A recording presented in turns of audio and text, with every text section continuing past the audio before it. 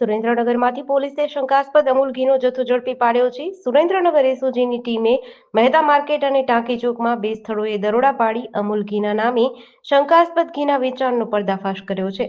SOG PI BH સિંગરખિયા, PSI એને રાયમા તથા તેમની ટીમે મહેતા માર્કેટમાં આવેલ હેતવી સેલ્સ નામની દુકાનમાં ફૂડ એન્ડ ડ્રગ્સ વિભાગની સાથે રાખી ચેકિંગ કરતા શંકાસ્પદ ઘીના 6 ડબ્બા મળ્યા હતા। દુકાનના સંચાલક પ્રિતેશભાઈ લાલાણીની પૂછપરછ કરતા તેઓ આ ઘી ટાંકી ચોકમાંથી આવેલ જેસીએન કંપનીના સંચાલક રાજ જયેશભાઈ શકરાણી અને જયેશભાઈ શકરાણી પાસેથી લાવ્યા હોવાનું જણાવતા એસઓજીની ટીમે ટાંકી ચોક ખાતે આવેલ જેસીએન કંપનીમાં પણ દરોડો પાડ્યો હતો અને શંકાસ્પદ ઘીના વધુ 15 ડબ્બા અને એક પ્યોર ઘીનો ડબ્બો જપ્ત કર્યો હતો।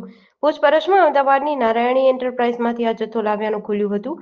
કુલ મળીને શંકાસ્પદ ઘીના 22 ડબ્બા, એક મોબાઈલ મળી 2,35,000નો મુદ્દામાલ જપ્ત કરી કાયદેસરની કાર્યવાહી કરી છે। જેડીસી ન્યૂઝ સાથે કલ્પેશ પાઢેર, સુરેન્દ્રનગર।